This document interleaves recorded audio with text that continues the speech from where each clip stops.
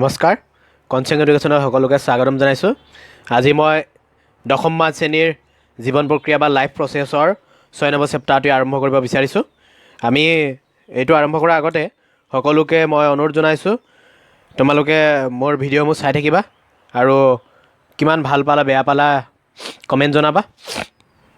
আৰু বেলেগ বেলেগ ছাবজেক্ট যদি লাগে আৰু যদি বেলেগ বেলেগ টপিক লাগে তোমালোকে মোক জনাবা। জনালে মই সেইমতে তোমালোকক বনাই দিবলৈ সুবিধাজনক হ'ব। তো আমি প্ৰথমে জীৱন প্ৰক্ৰিয়া চেপ্টাৰটোৰ কি কি বিষয় জানিব লাগিব সেইবিলাকে আমি আলোচনা কৰিম। কি কি বিষয় গতিকে আমি চাওঁ কি কি আছে জানিবলগীয়া আমাৰ বিষয়বোৰ কি কি আছে। সকলো জীৱিত বস্তুৱেই ই প্ৰাণী হওক বা উদ্ভিদেই হওক কি হ'ব লাগিব, সিহঁতে কিছুমান প্ৰক্ৰিয়াৰ মাজেৰে বা কিছুমান প্ৰক্ৰিয়া সম্পূৰ্ণ কৰিহে জীৱন নিৰ্বাহ কৰিব লাগিব বা কিছুমান প্ৰক্ৰিয়াৰ মাজেৰে গ'লেহে সিহঁতে জীয়াই থাকিব পাৰিব। সেইবিলাকৰ ভিতৰত হৈছে যেনে বৃদ্ধি আৰু বিকাশ, ৰেচন, শ্বসন, সঞ্চালন, প্ৰচ্ছেদন ইত্যাদি। তোমালোকে ইতিমধ্যে এইবিলাক পাইছাই, তথাপি জানি থোৱা যে জীৱিত বস্তু হ'বলৈ হ'লে কি হ'ব লাগিব, সি কিছুমান প্ৰক্ৰিয়াৰ মাজেৰে পাৰ হ'ব লাগিব। যেনেকৈ আমি উশাহ নিশাহ ল'লেহে আমি জীয়াই থাকিব পাৰোঁ, ঠিক তেনেদৰে এইবিলাক প্ৰক্ৰিয়া ঘটি থাকিব লাগিব। সেইটো কাৰণে এই প্ৰক্ৰিয়াবিলাককে আমি কি বুলি কৈছোঁ, জীৱন প্ৰক্ৰিয়া বুলি কৈছোঁ। অৰ্থাৎ জীৱন এটা চালিত হ'বৰ কাৰণে, জীৱন এটা চলি থাকিবৰ কাৰণে যিখিনি প্ৰক্ৰিয়া সম্পন্ন কৰিবলগীয়া হয় সেইখিনিকে আমি কি বুলি কৈছোঁ, জীৱন প্ৰক্ৰিয়া বুলি কৈছোঁ।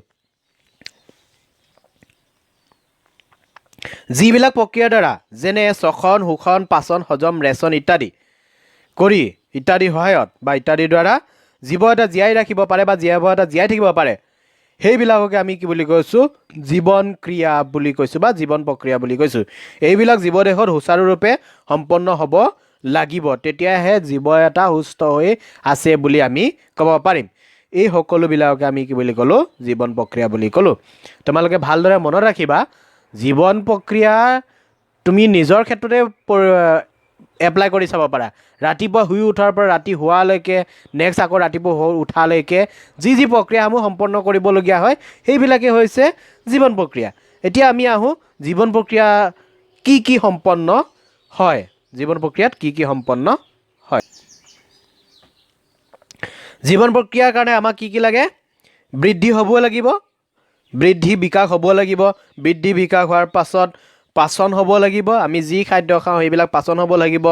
আমি খাদ্য হজম কৰিবৰ কাৰণে বা উশাহ নিশাহ ল'বৰ কাৰণে আমাৰ শ্বসন হ'ব লাগিব, খাদ্য ভাঙিবৰ কাৰণে শ্বসন হ'ব লাগিব, সেইবিলাক পৰিচালন হ'ব লাগিব, সংবহন হ'ব লাগিব, ইটো ঠাইৰ পৰা এটা ঠাইৰ পৰা আন ঠাইলৈ যাব লাগিব। আৰু যিবিলাক অলাগতিয়াল বস্তু বা অলাগতিয়াল পদাৰ্থ সেইবিলাক দেহৰ পৰা ওলাই যাব লাগিব, সেইবিলাক হৈছে এক্সক্ৰিশ্যন বা ৰেচন।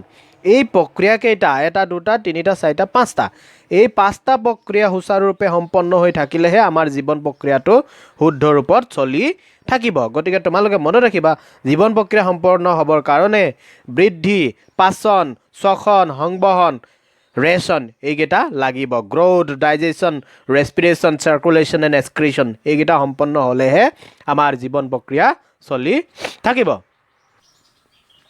এতিয়া আমাৰ জীৱন প্ৰক্ৰিয়া চলি থাকিবৰ কাৰণে বা বৃদ্ধি বিকাশ হ'বৰ কাৰণে, পাচন শ্বসন ইত্যাদি সকলোবিলাক হ'বৰ কাৰণে আমাক কি লাগিব, আমাক পুষ্টি লাগিব। আমি খাদ্য খাব লাগিব, তাৰ পৰা শক্তি আহৰণ কৰিব লাগিব, তেতিয়াহে আমাৰ এটা জীৱন চলি থাকিব পাৰিব। গতিকে আমি পৰিপুষ্টি বা পুষ্টি আমি কেনেদৰে গ্ৰহণ কৰোঁ, জীৱবিলাকে পুষ্টি কেনেদৰে গ্ৰহণ কৰে সেইবিলাক কথা আমি জানিব লাগিব। আমি চাওঁ জীৱ এটাই খাদ্য কেনেদৰে গ্ৰহণ কৰে সেই প্ৰক্ৰিয়াটোকে আমি কি বুলি কৈছোঁ, পৰিপুষ্টি বুলি কৈছোঁ। জীৱ এটাই কি হিচাপে খাদ্য গ্ৰহণ কৰে তাকে আমি কি বুলি কৈছোঁ, পৰিপুষ্টি বুলি কৈছোঁ। এতিয়া আমি আহোঁ সাধাৰণতে জীৱবিলাকক আমি দুটা ভাগত ভাগ কৰি থৈছিলোঁ, প্ৰাণী আৰু উদ্ভিদ হিচাপে ভাগ কৰি থৈছিলোঁ। উদ্ভিদৰ মাজত যিমানবিলাক প্ৰকাৰৰ উদ্ভিদ আছে, প্ৰাণীৰ মাজত যিমানবিলাক প্ৰকাৰৰ প্ৰাণী আছে, সকলোবিলাক সোমাই আছে। গতিকে সকলোবিলাক জীৱই পৰিপুষ্টি বা পুষ্টি লাভ কৰিব লাগিব। পৰিপুষ্টি লাভ কৰিবৰ কাৰণে সেই পৰিপুষ্টিত উদ্ভিদৰ পৰিপুষ্টি আৰু প্ৰাণীৰ পৰিপুষ্টি কেনেধৰণৰ আমি চাওঁ। উদ্ভিদৰ পৰিপুষ্টি হয় কেনেধৰণে আৰু প্ৰাণীৰ পৰিপুষ্টি হয়। উদ্ভিদৰ পৰিপুষ্টি হৈছে স্বভোজী, যাক আমি অটোট্ৰপিক বুলি কওঁ, অটোট্ৰপছ হয়। অৰ্থাৎ সিহঁতে নিজৰ খাদ্য নিজে প্ৰস্তুত কৰি ল'ব পাৰে। উদ্ভিদে নিজৰ খাদ্য নিজে প্ৰস্তুত কৰি ল'ব পাৰে। তোমালোকে এটা কথা মনত ৰাখিবা, সকলো উদ্ভিদে নিজৰ খাদ্য নিজে প্ৰস্তুত কৰি ল'ব নোৱাৰে, কিন্তু ইয়াতে কিন্তু আমি সামগ্ৰিকভাৱেহে এটা দেখাবলৈ বিচাৰিছোঁ। ঠিক তেনেদৰে প্ৰাণীবিলাকৰ পৰিপুষ্টি কেনেকুৱা, হেটেৰ'ট্ৰপিক্স বা হেটেৰ'ট্ৰপছ বুলি আমি কওঁ। সিহঁতে হ'ল পৰভোজী, কিয় অন্য উদ্ভিদ বা প্ৰাণীৰ ওপৰত ইহঁতে নিৰ্ভৰ কৰে খাদ্যৰ বাবে ইহঁতে অন্য প্ৰাণী বা উদ্ভিদৰ ওপৰত নিৰ্ভৰ কৰে সেয়ে আমি ইহঁতক কি বুলি কৈছোঁ পৰপুষ্টি বা পৰপক্ষী বুলি ইতিমধ্যে তোমালোকে জীৱন প্ৰক্ৰিয়া কি জীৱন প্ৰক্ৰিয়াসমূহ কেনেদৰে সম্পন্ন হয় আৰু পুষ্টি কি ধৰণে আহৰণ কৰে জীৱসমূহে কেনেকুৱা ধৰণৰ পুষ্টি আছে স্বপুখী পৰপুখী ইত্যাদি বিষয়ে তোমালোকে অধ্যয়ন কৰিলা এতিয়া আমি আহিম সেই স্বপুখী পৰপুখীৰ বিষয়ে বিতংভাৱে পৰিপুষ্টি ধৰণবিলাক কেনেকুৱা আমি এতিয়া ইয়াতে চাম পৰিপুষ্টি ধৰণ আমি কেনেকৈ চাওঁ স্বপুখী আৰু পৰপুখী স্বপুখীবিলাক কেনেকুৱা এই প্ৰকাৰৰ পুষ্টিত কি হ'ব জৈৱ যৌগ যেনে কাৰ্বন ডাই অক্সাইড পানী ইত্যাদিসমূহ জৈৱিক খাদ্য প্ৰস্তুত কৰিবৰ কাৰণে ব্যৱহাৰ হ'ব যাক আমি সালোক সংশ্লেষণ বুলি কওঁ তোমালোকে ইতিমধ্যে এইবিলাক কথা পাইছা সেউজীয়া উদ্ভিদে নিজৰ খাদ্য নিজে প্ৰস্তুত কৰি লোৱা প্ৰক্ৰিয়াটোক আমি কি বুলি কৈছোঁ সালোক সংশ্লেষণ বুলি কৈছোঁ সেইটোকে আমি স্বপুখী উদ্ভিদৰ পৰপুখী পুষ্টি কেনেধৰণে আমি তাকে এতিয়া চাম এই প্ৰকাৰৰ পুষ্টিত কি ক'ব পাৰে জীৱই জীয়াই থাকিবৰ কাৰণে নিজৰ খাদ্য সংশ্লেষণ কৰিব নোৱাৰে বৰঞ্চ সিহঁতে কি কৰে স্বপুখী জীৱৰ ওপৰত প্ৰত্যক্ষ বা পৰোক্ষভাৱে নিৰ্ভৰ কৰি জীয়াই থাকে যেনে প্ৰাণী ভেঁকুৰ ইত্যাদি এইটো হ'ল পৰপুখী পৰিপুষ্টি নেক্সট আহিব আমি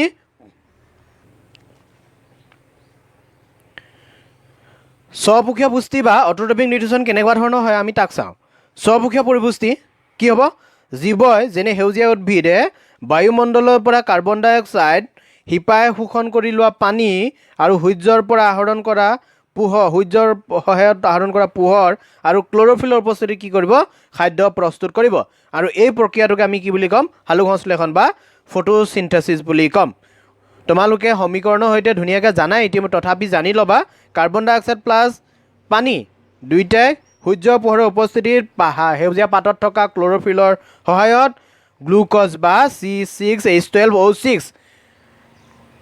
গ্লুক'জ উৎপন্ন কৰিব অক্সিজেন উৎপন্ন কৰিব আৰু পানী উৎপন্ন কৰিব এই C6H12টোকে আমি কি বুলি কৈছোঁ খাদ্য বা কাৰ্বহাইড্ৰেট বুলি কৈছোঁ লগতে ইয়াৰ সৌৰশক্তি ৰাসায়নিক শক্তিলৈ পৰিৱৰ্তন হ'ব তোমালোকে এইটো কথা জানিবা এইখিনি কথা ভালকৈ জানি ল'বা সেউজীয়া উদ্ভিদৰ পৰিপুষ্টি কেনেকুৱা হয় এইটো মই সমীকৰণটো সমতুল কৰি দিয়া নাই জাষ্ট তোমালোকে বুজি পাব লাগে কাৰ্বন ডাই অক্সাইড পানী সূৰ্যৰ পোহৰ আৰু ক্ল'ৰ'ফিলৰ সহায়ত কেনেদৰে সেউজীয়া উদ্ভিদে বা স্বপুখীয় উদ্ভিদবিলাকে বা স্বপুখীয় পৰিপুষ্টি লাভ কৰে সেইটো দেখুওৱা হৈছে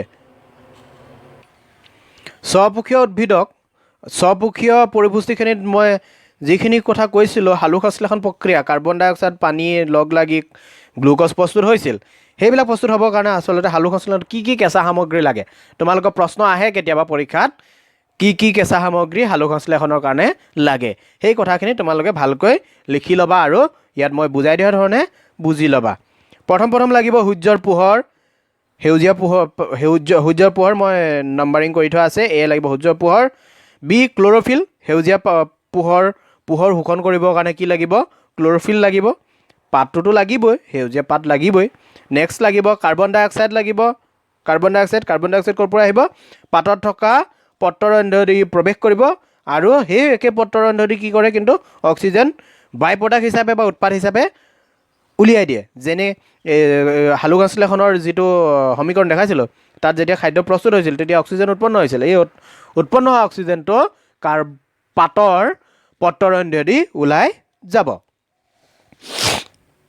এতিয়া এই কাৰ্বন ডাই অক্সাইডে পত্ৰৰন্ধ্ৰদি পাতলৈ আহিলে তাৰ পাছত শিপাই শোষণ কৰি ল'ব পানী আৰু খনিজ লৱণবিলাক ল'ব যেনে নাইট্ৰজেন ফছফৰাছ ইত্যাদিবিলাক হ'ল খনিজ লৱণ এইবিলাক শিপাই শুহি ল'ব এইবিলাক হ'ল আমাৰ সালোক সংশ্লেষণ উদ্ভিদৰ সালোক সংশ্লেষণ হ'বৰ কাৰণে লগা কেঁচা সামগ্ৰী সেইবিলাকে লগাই তাৰ পাছত কি কৰিব খাদ্য প্ৰস্তুত কৰিব উদ্ভিদে নিজৰ খাদ্য নিজে প্ৰস্তুত কৰি ল'ব এতিয়া ক্ল'ৰ'ফিল ক'ত থাকে ক্ল'ৰ'ফিল পাতৰ ক্ল'ৰ'প্লাষ্টত থাকে য'ত ক্ল'ৰ'ফিল কেনেকুৱা সেউজীয়া ৰঙৰ হৰিতকণা বুলিও আমি কওঁ সেই তাতেই কি হ'ব সালোক সংশ্লেষণ প্ৰক্ৰিয়াটো সম্পন্ন হ'ব পাতৰ ক্ল'ৰ'প্লাষ্টত সালোক সংশ্লেষণ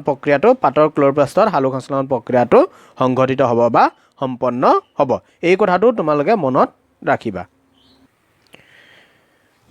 মই পাঠটো সম্পূৰ্ণৰূপে যিমান আছে সেনেদৰে বুজাই দিয়া নাই মূল কথাখিনিহে মই বুজাই দিবলৈ চেষ্টা কৰিছোঁ তোমালোকে সেইখিনি চাবা সালোক সংশ্লেষণত কি ঘটনা সংঘটিত হয় মুখ্য ঘটনা কি হয় ক্ল'ৰ'ফিলৰ দ্বাৰা সৌৰশক্তি শোষণ কৰিব লাগিব সেইটো ঘটনা সংঘটিত হ'ব লাগিব।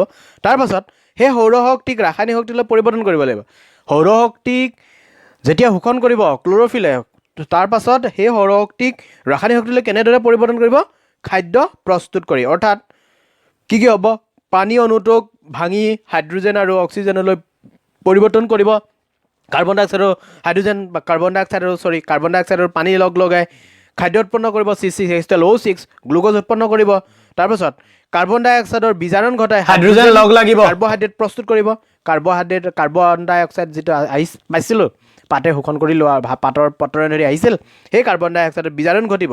বিজাৰণ ঘটাৰ ফলত কি উৎপন্ন হ'ব? কাৰ্বহাইড্ৰেট বা গ্লুক'জ উৎপন্ন হ'ব। এইকেইটা হ'ল সালোকসংশ্লেষণৰ মুখ্য ঘটনা। এতিয়া পাতত যে থাকে পত্ৰৰন্ধ্ৰ বুলি কৈছোঁ, সেই পত্ৰৰন্ধ্ৰৰ কামনো কি? পাতৰ পৃষ্ঠত থকা সৰু বা ছিদ্ৰবোৰকে আমি কি বুলি কৈছোঁ? পত্ৰৰন্ধ্ৰ বুলি কৈছোঁ। ইয়াৰ মুখ্য কাম হৈছে গেছৰ বিনিময়, কাৰ্বন ডাই অক্সাইড অক্সিজেনৰ বিনিময়। আমাৰ সালোকসংশ্লেষণ প্ৰস্তুত কৰিব বা খাদ্য প্ৰস্তুত কৰিবৰ কাৰণে বা সালোকসংশ্লেষণ হ'বৰ কাৰণে যি কাৰ্বন ডাই অক্সাইডৰ প্ৰয়োজন হয়, সেই কাৰ্বন ডাই অক্সাইড পত্ৰৰন্ধ্ৰ দি শোষণ কৰিব। আৰু সেই একে পত্ৰৰন্ধ্ৰ দিয়ে সালোকসংশ্লেষণ হোৱাৰ পাছত যি অক্সিজেন উৎপন্ন হ'ব, সেই অক্সিজেন উলিয়াই দিব। গতিকে গেছৰ বিনিময় হ'ব। আৰু এটা আছে প্ৰচ্ছেদনৰ সময়ত পানী ভাগ ত্যাগ কৰিব। অৰ্থাৎ যেতিয়া অলাগতিয়াল পানী ভাগ দেহত বা উদ্ভিদৰ দেহত সৃষ্টি হ'ব, সেই পানী ভাগ পাতৰ পত্ৰৰন্ধ্ৰ দিও ওলাই যাব। তাকে আমি প্ৰচ্ছেদন বা বাষ্পমোচন বুলিও কৈছোঁ। পিছত বাষ্পমোচন বা প্ৰচ্ছেদনৰ সম্পৰ্কে তোমালোকে অলপ পাবা। এতিয়া আহোঁ পৰপক্ষীয় পৰিপুষ্টি কি? হেটেৰোট্ৰফিক নিউট্ৰিশ্যন কি হয়? হেটেৰোট্ৰফিক নিউট্ৰিশ্যন আমি ইয়াতে 3 প্ৰকাৰৰ দেখাইছোঁ। ইয়াৰ ভিতৰতে আৰু সোমাই থাকিব, পতংগভোজী সোমাই থাকিব। তথাপি আমি 3টা কৰি দিছোঁ। হলজৈৱিক পুষ্টি, হলজৈৱিক নিউট্ৰিশ্যন, মৃতজীৱীয় চেপ্ৰফাইটিক, পৰজীৱী পেৰাচাইটিক।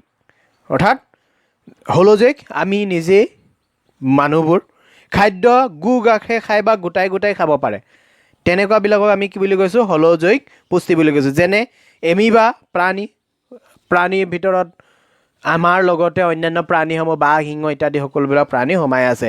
এতিয়া মৃতজীৱীয় পুষ্টি, জীৱবোৰে মৰাশ বা গেলাপচা বস্তুবিলাক খাই পিনে জীয়াই থাকিব লাগিব, সেইবিলাক হৈছে মৃতজীৱীয় পুষ্টি। যেনে ভেঁকুৰ, তোমালোকে দেখিছা যদি এডাল গছ পৰি আছে, গছডাল গেলি গৈছে, মৰি গৈছে, শুকাই গৈছে, তাতে তোমালোকে ভেঁকুৰ বা বেংচতা উৎপন্ন হোৱা নিশ্চয় দেখা পাইছা।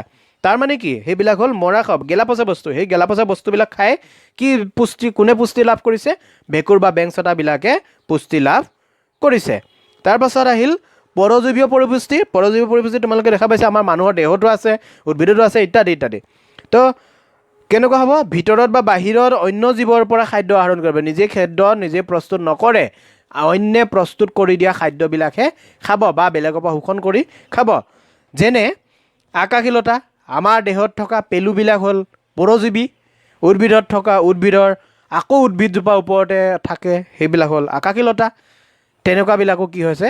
পৰজীৱী। ইহঁতৰ সেউজীয়া পাত থকাৰ পাছতো কিন্তু নিজৰ খাদ্য প্ৰস্তুত নকৰে। হোষ্ট যিজোপা গছত থাকিব, সেই গছজোপা গছৰ পৰাহে খাদ্য আহৰণ কৰে। তোমালোকৰ প্ৰশ্ন জাগ্ৰত হ'ব পাৰে হয়তো এই ক্ষেত্ৰত যে কপৌ ফুল উদ্ভিদৰ বেলেগ উদ্ভিদৰ দেহত লাগি পিনে থাকে। কপৌ ফুল কিয় পৰজীৱী নহয় নেকি? মনত ৰাখিবা, কপৌ ফুল কিন্তু পৰজীৱী নহয়। যদিও বেলেগ উদ্ভিদত কপৌ ফুল থাকে বা লাগি থাকে বা আশ্ৰয় গ্ৰহণ কৰে, তথাপি নিজৰ খাদ্য নিজে প্ৰস্তুত কৰি লয়। কেৱল তাহাঁতে আশ্ৰয়হে গ্ৰহণ কৰে, সেই উদ্ভিদৰ খাদ্য শোষণ নকৰে।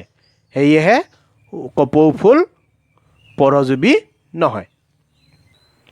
জীৱসমূহে কেনেকৈ খাদ্য আহৰণ কৰে? এককোষী জীৱসমূহে সম্পূৰ্ণ ছালখনেৰে বা পৃষ্ঠখনেৰে খাদ্য আহৰণ কৰে। আমি কেনেকৈ খাদ্য আহৰণ কৰোঁ সেইটো আমি অলপ পাছত পঢ়িম। এককোষী জীৱবিলাকে কেনেকৈ কৰে? হয় ছালখনৰ বা পৃষ্ঠখনেৰে খাদ্য আহৰণ। যেনে এমিবা আৰু পেৰামেচিয়াম। এই এমিবা আৰু পেৰামেচিয়ামৰ এমিবাৰ খাদ্য আহৰণ প্ৰক্ৰিয়াটো মই দেখাম। এমিবাৰ খাদ্য আহৰণ প্ৰক্ৰিয়াটো চিত্ৰ আঁকি মই দেখাবলৈ চেষ্টা কৰিছোঁ। এমিবাৰ কোটপদ আছে, অৰ্থাৎ দেহৰ যিটো অংশ খাদ্যৰ ফালে আগুৱাই যায় তাকে আমি কি বুলি কৈছোঁ? কোটপদ বা চিডোপডিয়া বুলি কওঁ। সেইবিলাকে কোষাবৰণখন আগুৰি যাব। কোষাবৰণখন বা কোষ পৰশখিনিৰ সৈতে কোষাবৰণখন আগুৰি যোৱাৰ ফলত আঙুলি সদৃশ প্ৰবৰ্ধ নিচিনা হৈ যায়, সেইবিলাকক আমি কোটপদ বুলি কৈছোঁ। তাৰপিছত কোষাবৰণখন আগৰি যায়। এমিবাৰ কুটপদ আগবাঢ়ি গ'ল, কুটপদৰ ফলত কোষাবৰণখনে আগবাঢ়ি যোৱাৰ ফলত কুটপদৰ সৃষ্টি হয় ন। সেই কোষাবৰণখনে খাদ্য সংগ্ৰহ কৰিব, খাদ্য সংগ্ৰহ কৰিব মানে আৱৰি ধৰিব। খাদ্য আৱৰি ধৰাৰ পাছত খাদ্য ভিতৰলৈ সোমাই যাব, সেই ক'লৈ যাবগৈ পাছত খাদ্য ৰিক্তিকালৈ গুচি যাব। খাদ্য ৰিক্তিকাত কি হ'ব, খাদ্যসমূহ পাচন হ'ব, খাদ্য ৰিক্তিকাত খাদ্য পাচন হ'ব। আৰু যেতিয়া যিবিলাক খাদ্য অপাচিত হ'ব বা থাকি যাব সেইবিলাক ব্যাপন প্ৰক্ৰিয়াৰে সৰু সৰু কণিকালৈ ওলাই যাব বা কোষপৰসলৈ বিতৰণ হৈ গুচি যাব। এইখিনি হ'ল এইখিনি আমাৰ খাদ্য ৰিক্তিকাত খাদ্য পাচন হোৱাৰ পাছত সৰু সৰু কণিকালৈ পৰিণত হৈ কোষপৰসত মিলি যাব। তাৰ পৰাই এমিবা এটাই শক্তি আহৰণ কৰিব। আৰু যিখিনি খাদ্য অপাচিত হ'ব, মই ওলোটাকৈ ক'বলৈ গ'লোঁ, যিখিনি খাদ্য অপাচিত হ'ব এই অপাচিত খাদ্যখিনি কোষৰ পৃষ্ঠলৈ ওলাই আহিব, কোষৰ পৃষ্ঠৰ কাষলৈ আহিব। আৰু তাৰ পাছতে সেই ছালখনেৰে কোষ পৃষ্ঠৰেদি বা কোষৰ আৱৰণেদি বাহিৰলৈ ওলাই আহিব। সেইটোক আছে বহীকৰণ বুলি কৈছে। এতিয়া এইটো যদি মই এমিবা হয়, এমিবাৰ নিউক্লিয়াছ আছে, এইটো খাদ্য যদি আছে, খাদ্য ৰৈ আছে, তেতিয়া এমিবাটো খাদ্যৰ ওচৰত আগবাঢ়ি গ'ল, আগবাঢ়ি যোৱাৰ ফলত কোষপৰসেৰে আগবাঢ়ি গ'ল, কোষপৰসেৰে আগবাঢ়ি যোৱাৰ ফলত কুটপদৰ সৃষ্টি হ'ল। সেই কুটপদৰ ফলত খাদ্যখিনি আৱৰি ধৰিলে, আৱৰি ধৰাৰ পাছত সেইখিনি খাদ্য ৰিক্তিকাত সোমাই পৰিল, খাদ্য ৰিক্তিকাত সোমাই পৰাৰ পাছত পাচন হ'ল, পাচন হোৱাৰ পাছত সৰু সৰু কণিকালৈ ৰূপান্তৰিত হ'ল, ৰূপান্তৰিত হৈ দেহৰ বিভিন্ন অংশলৈ গুচি গ'ল। আৰু যিখিনি খাদ্য অপাচিত হৈ ৰ'ল সেইখিনি দেহৰ কাষৰ অংশলৈ আহি বাহিৰলৈ ওলাই যাব। এয়া হ'ল আমাৰ এমিবাৰ পৰিপুষ্টি। ঠিক তেনেদৰে পেৰামিচিয়ামৰ পৰিপুষ্টিও তোমালোকে পাবা।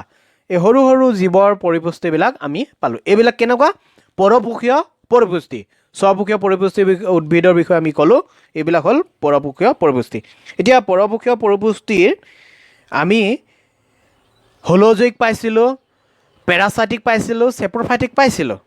এতিয়া আমি হোলোজয়িক পৰিপুষ্টিৰ বিষয়েহে আলোচনা কৰি আছোঁ। এমিবাই হোলোজয়িক পৰিপুষ্টি কৰে। এতিয়া হোলোজয়িক পৰিপুষ্টিৰ বিভিন্ন স্তৰসমূহ বা ধাপসমূহ আমি চাওঁ। ইয়াৰ পৰৱৰ্তী ভিডিঅ'সমূহত মই হোলোজয়িক পৰিপুষ্টিৰ বিষয়ে বা অন্যান্য টপিকসমূহ মই আগবঢ়াই আনিম। তোমালোকে কেনে পালা মোক জনাবা আৰু লাইক কমেণ্ট কৰিবলৈ নাপাহৰিবা। ধন্যবাদ।